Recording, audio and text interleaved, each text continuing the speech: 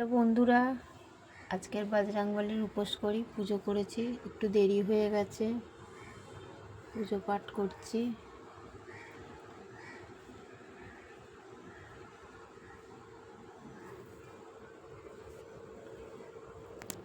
আমাদের গোপু সোনা দেখো কি করছে, আর এই একটা গোপু সোনা, এই যে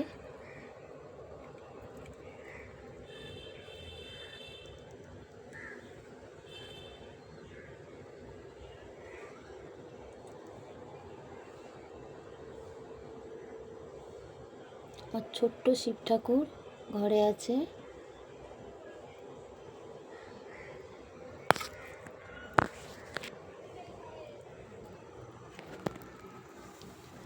তা আমার ঠাকুর ঘর কিরম লাগলো সবাই কমেন্ট করে জানাবেন।